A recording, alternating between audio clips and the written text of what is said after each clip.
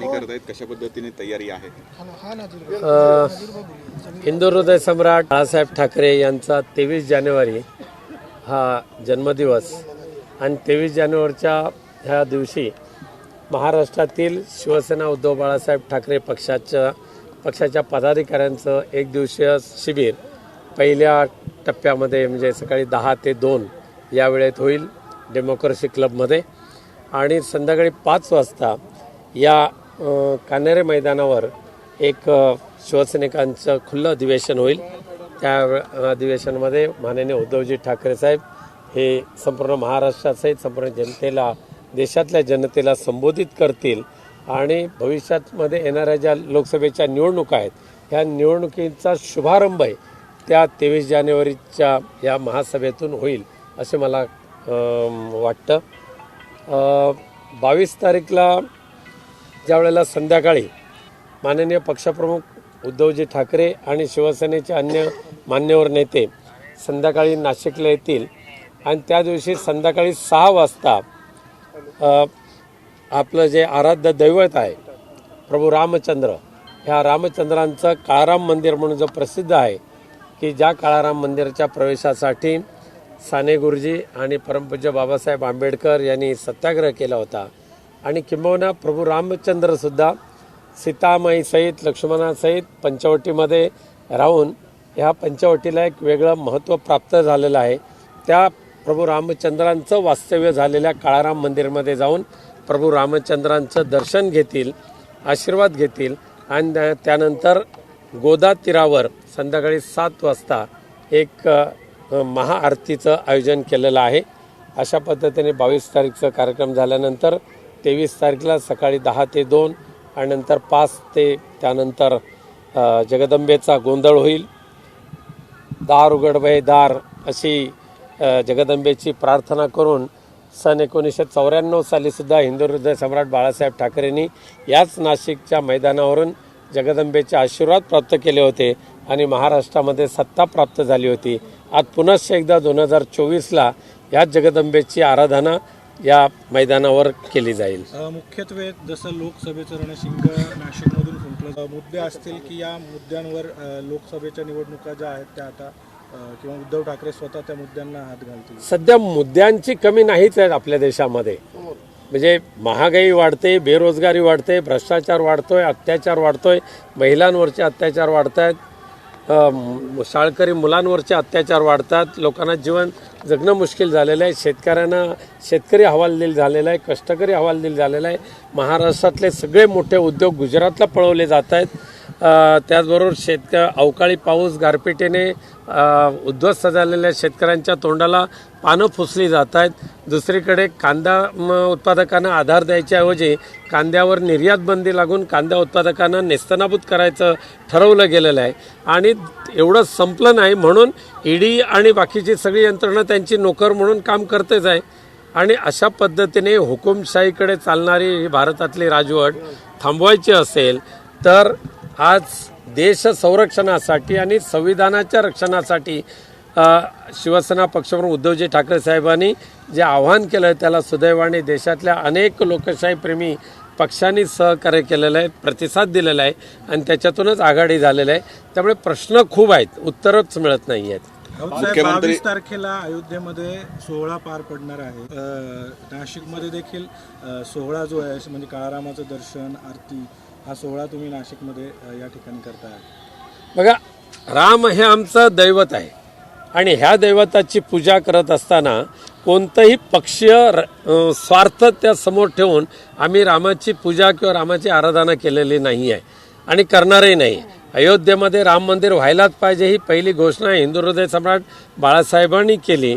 सुदैवाने ह्या देशाच्या सर्वोच्च न्यायालयाने निर्णय दिल्यानंतर आजचं अयोध्येचं मंदिर तयार होते, परंतु दुर्दैवाने सध्याचे राज्यकर्ते अयोध्येतील राम जन्मभूमीचे निर्माण करून स्वतःच्या पक्षीय स्वार्थासाठी त्याचा उपयोग करायला प्रयत्न करतात। पण माननीय उद्धवजी ठाकरे ज्यावेळेला 22 जानेवारीला येतील आम्ही आमच्या आराध्य दैवताकडे नतमस्तक होण्यासाठी येणार आहोत, त्याचे आशीर्वाद मागण्यासाठी येणार आहोत आणि त्यांच्याकडे प्रार्थना करणार आहोत। या महाराष्ट्राचे देशाच्या जनतेचं रक्षण कर, भलं कर. आज मुख्यमंत्री अयोध्येच्या राम मंदिरात का नाही जाते आपण? ते अयोध्येच्या राम मंदिरमध्ये जाण्यासाठी याच्यापूर्वी सुद्धा अनेक वेळा आम्ही गेलेलोच आहेत. उद्धवजी सुद्धा अनेक वेळा गेलेले हा सोहळा आहेत. पहिल्यांदा आणि होतोय. हा सोहळा जरी प्रथमच झाला तर त्याच्यानंतर सुद्धा प्रभू रामचंद्र त्या मंदिरामध्ये असणारच आहेत आशीर्वाद द्यायला. आता तर उलट अर्धवट मंदिरामध्ये ते काम केलं जात आहे.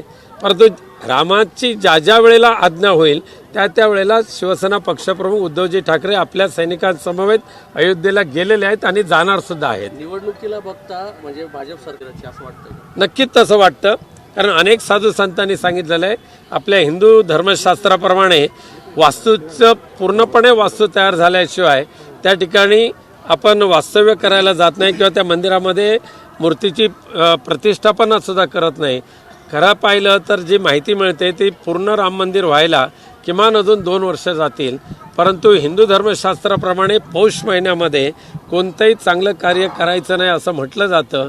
पण तरीसुद्धा निवडणुकीच्या आचारसंहितेच्या अगोदर हे लवकरात लवकर करून घेण्याचा प्रयत्न करतात. पण रामाने त्यांना सद्बुद्धी द्यावी अशी प्रार्थना प्रभू रामचंद्रांकडे आम्ही करणारच आहोत.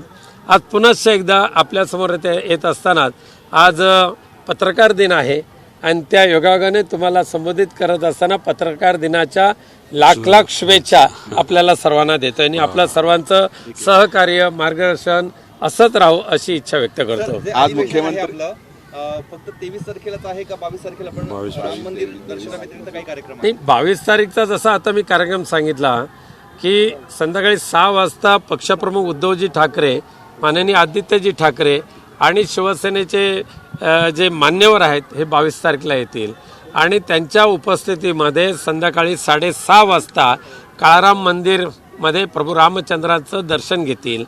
संध्याकाळी 7 वाजता गोदा तीरावर महाआरती होईल आणि त्या दिवशीचा कार्यक्रम संपेल. आज मुख्यमंत्री म्हणतायत आता जी काही वेगळी भूमिका घेतली आहे ते पक्ष वाचून सारख्या स्वार्थी संधी साधू आणि पक्ष सत्तेची लालसा ज्यांना लागलेली आहेत त्यांच्याकडून आम्ही फार अपेक्षा करत नाही. आता देवेंद्र फडणवीसांनी आपलं राजकीय भवितव्य कसं आहे त्याचा अधिक अभ्यास जर केला. मुख्यमंत्री म्हणले आज मुख्यमंत्री म्हणले मुख्यमंत्री तर स्वार्थासाठी कोणाची करणारा माणूस. मात्र राज ठाकरे असं म्हणले का सध्या राजकीय नेते हे पैशासाठी कुठे जातात, निंदे झालेले आहेत असं राज ठाकरे बोलतात. स्वतःच्या अनुभवावरून बोलले की नाही तो पण विचार करावा लागेल.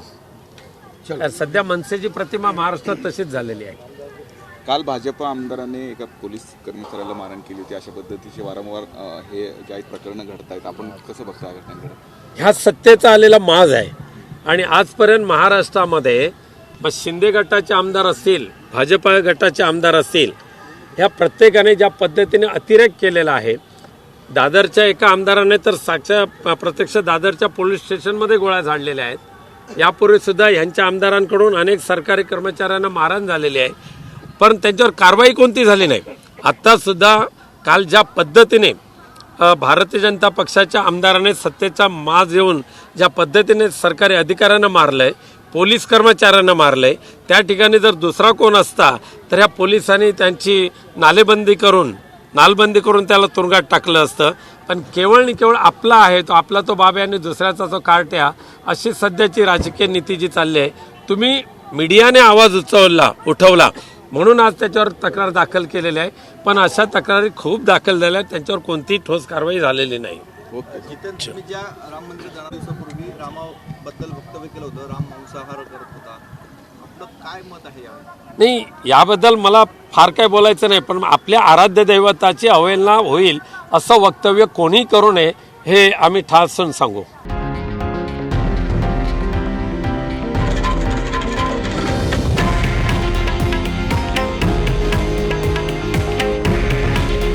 हे आहे देशातील नंबर 1 न्यूज नेटवर्क आणि आपण पाहत आहात TV9 मराठी. काळजी तुमची, हित महाराष्ट्राचं.